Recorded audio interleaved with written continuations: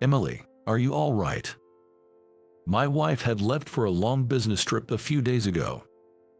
Upon hearing news of a significant earthquake at her destination, I hurriedly contacted her. Then, my wife replied, "Huh, what's going on?" Emily sounded as if she hadn't experienced any earthquake at all, leaving me quite startled. "Oh, well, as long as you're okay, I'm relieved." "Really, James, you are so silly." Emily ended the call with a laugh. As the dial tone echoed, a question lingered in my mind. My name is James. I'm married to a wonderful woman named Emily. We're a couple living together, dreaming of having children someday. A child resembling Emily would definitely be adorable. And if they take after you, James, they'll certainly be handsome. I used to think we were quite the lovey-dovey couple. Imagining having a child and picturing the life ahead filled with laughter. However, years into our marriage, we were still not blessed with a child. I'm sorry, it might be my fault. Emily, who was trying hard in our fertility journey, was deeply saddened. No, it's not just your fault, it could be mine too. James. We had talked about building a warm family with children when we decided to marry. But now, that dream seemed far from reality. Emily, who started fertility treatments, was having a tough time. Maybe I'm not cut out for this. Emily. Maybe the baby won't come to us because I can't make them happy. That's not true. Despite the hardships, let's focus on the joy of having a baby and endure for now. Thank you, James. As Emily began her treatments, I started mine as well. Yet, we were still unable to conceive. We were half resigned, but if by some miracle we were able to have a child, we decided to save money together with that faint hope. Thus, Emily continued to work hard in her career even after we got married. When work got busy, we hardly spoke to each other. Even when not busy, the lack of children after years of marriage made our communication dwindle. Fertility treatments were not cheap. We were wrestling with the decision of whether to continue paying high medical costs for a child whose arrival remained uncertain, or to stop the treatments altogether. Such worries had also descended upon us. We wanted a child, but work was busy, and the medical expenses were daunting. The accumulation of small things led to us rarely being intimate, even though we shared the same bed. Even when I initiated, Emily's response was often lukewarm. Emily. Sorry, James, I'm just tired. Right, of course. Swallowing the words, but we both have the day off tomorrow, right? I quietly fell asleep beside Emily. In the midst of our hectic days, I received a message from Tom, an old high school classmate. It was unusual to hear from him. Tom and I often fought over Emily in high school. While rivals might sound noble, we weren't particularly close. Our competition for the same girl didn't lead to a friendly bond like in some stories. Hey James, it's been a while, hasn't it? Tom's voice was as cheerful as ever, echoing in my ears. I couldn't help but think he hasn't changed a bit since high school. He was always the joker, the complete opposite of me. How's work going recently? Work? Yeah. Why are you asking about that? Come on, just tell me. Well, it's normal, I guess. But what about you, Tom? What are you up to now? Me, I'm just floating around, doing whatever. Is that okay with you? Well, you know me, I've always been like this, living off the ladies. I remember that now. Tom wasn't particularly handsome, but he was incredibly popular since high school. It seemed like he never ran out of women to date. He had this come-and-go attitude towards relationships, never sticking to one girl for too long. I even think some of his relationships overlapped.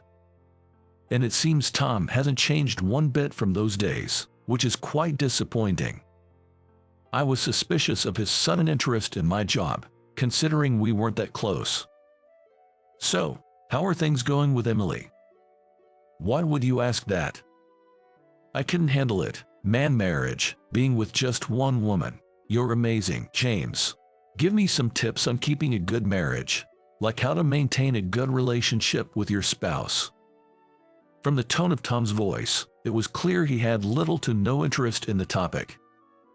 It felt like he was just mocking me or probing for information. I didn't feel like responding further. Especially since my relationship with Emily wasn't going that well, I didn't want to risk revealing any vulnerabilities.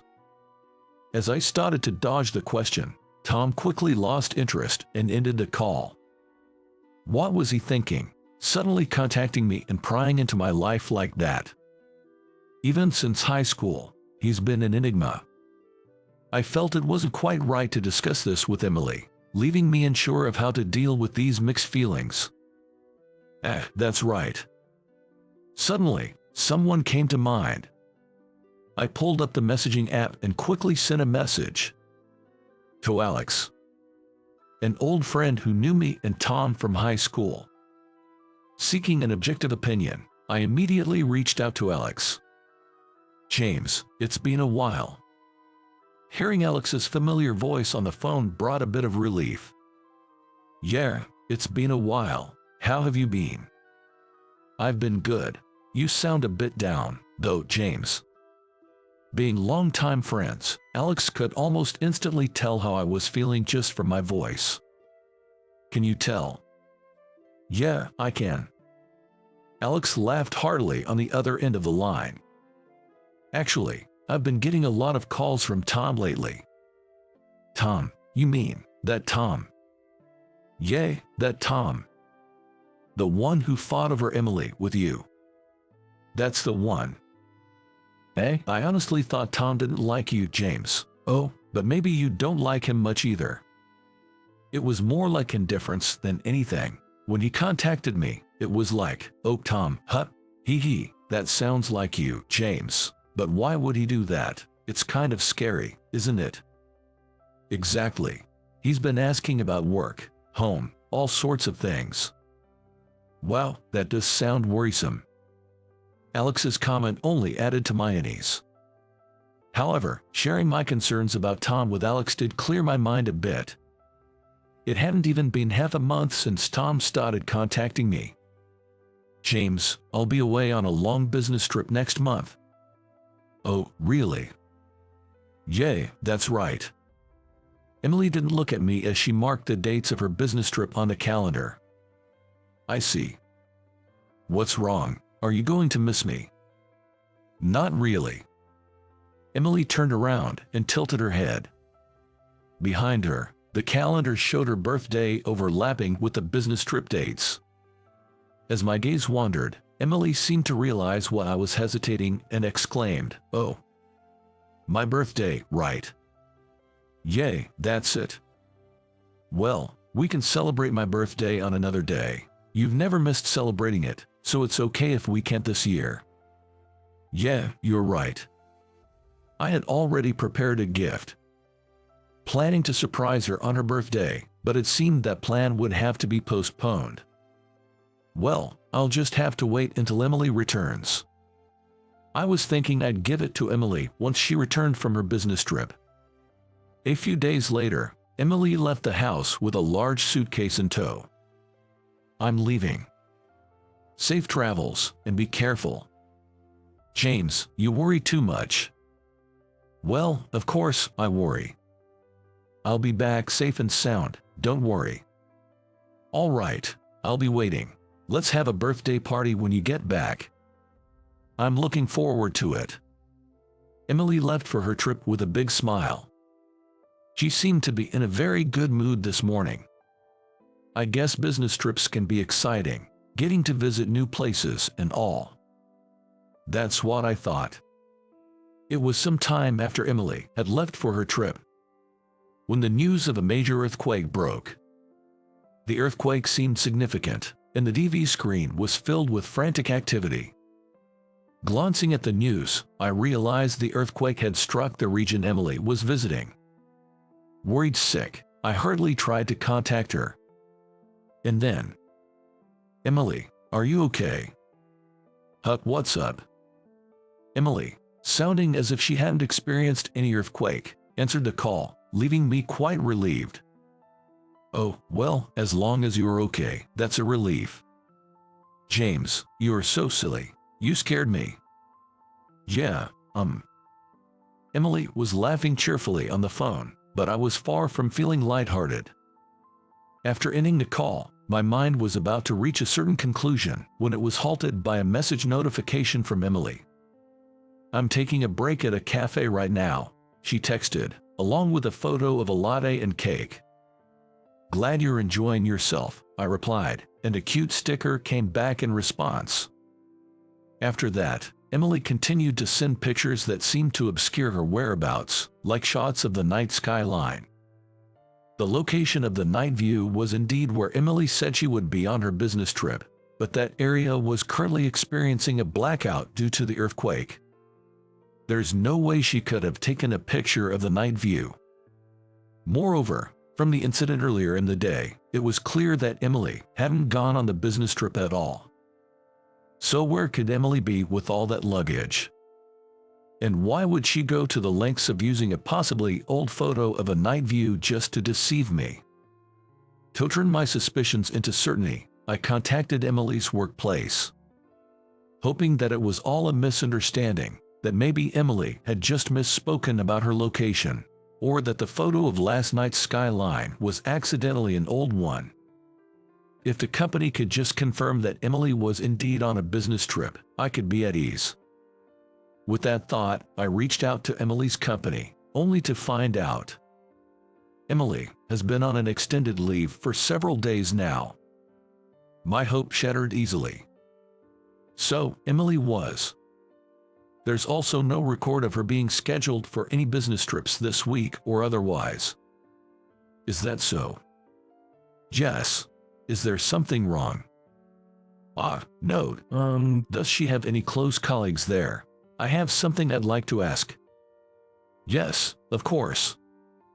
Despite knowing it was a long shot, I asked to be put through to one of Emily's female colleagues she often talked about. The receptionist seemed a bit puzzled by my request. After a while, a woman's voice came through. "Hello, this is she." "Hi there." "Oh, are you Emily's husband?" "Yes, that's me." "It's been a while."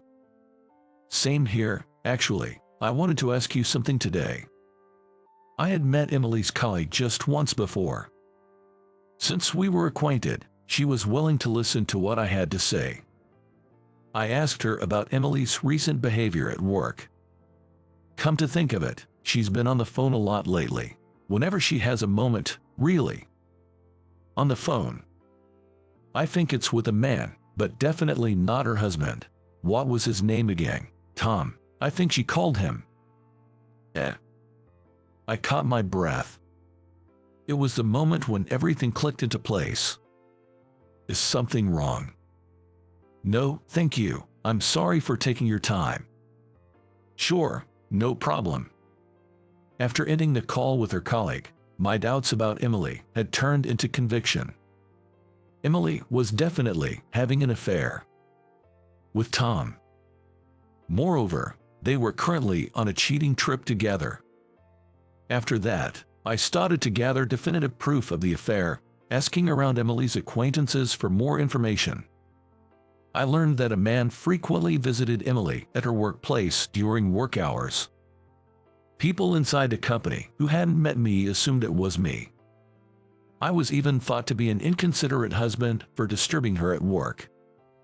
In my search for evidence, I examined Emily's personal belongings at home, but I couldn't find any conclusive proof. Without evidence, she could easily slip away. The doctored photos Emily had sent were of no use as evidence.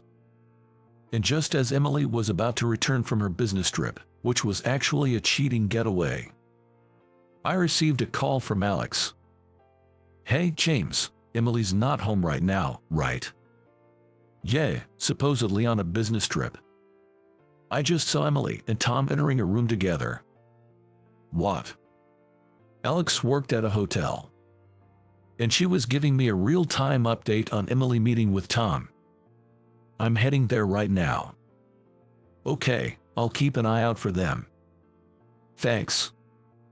If I stormed into the hotel now, I could catch them in the act. I immediately got in touch with my parents and Emily's parents. Because I wanted Tom to face significant consequences, I asked Emily's parents to contact Tom's parents as well. We all agreed to meet at the hotel where Alex works. When I explained the situation, everyone was shocked and rushed over. Upon seeing me, Tom's parents started apologizing, but we decided to leave the apologies for later since it wasn't the time for that. Once everyone was gathered, Alex led us to the room. Stop it, Tom. Emily, you really are sensitive. We could hear such exchanges coming from the back of the room. It seemed like the two were in the midst of their affair. Without hesitation, I made my presence known in front of them, and Emily, seeing me, looked shocked, prompting Tom to turn around and notice me as well. Hello there. James, Dad, Mom. Realizing that not only I was there but also both sets of parents, Emily and Tom scrambled to cover themselves with the sheets. Their faces drained of color, and Emily looked like she was about to cry. Emily, how could you do this? I'm so sorry for what she has done to you, James. Emily's father was furiously scolding her, and her mother looked extremely saddened. James, I'm truly sorry. No need, but please understand, I will be seeking full compensation for this. After scolding Tom, his parents continued to apologize profusely.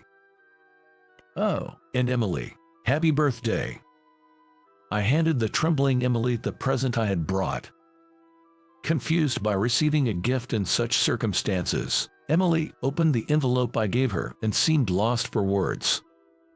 This is... You know what it means. No, I can't. Take responsibility for what you've done. The divorce papers I gave to Emily were already filled out by me. All that was left was for Emily to sign them and finalize our divorce. Once the divorce was settled, I felt no attachment to the home we shared. Staying there would only make me remember Emily unnecessarily. So I decided to move. Emily took a long vacation for an affair. And all those phone calls and visits were with her lover, right? It's the worst, isn't it? Caught in the act with her lover, right in the room. That's pitiful. It seems Emily's affair became quite the talk of her workplace. Moreover, the rumors spread beyond her department, subjecting her to curious glances on every floor. Unable to bear it, Emily ended up quitting her job.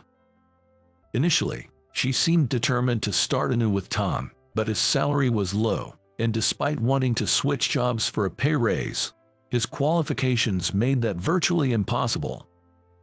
Moreover, despite just starting a new life with Emily, Tom showed no remorse and continued to flirt with other women. Gradually, this became a source of stress for Emily, and she eventually decided to break up with him. Hey James, I'm sorry about the affair, can we start over? After losing me and then Tom, Emily seemed to finally realize how good of a husband I had been to her. But it was too late. I had no intention of getting back together with Emily. Although I was single, I was enjoying it. I was content with my life. After all that had happened, I just wanted to live a relaxed life for a while.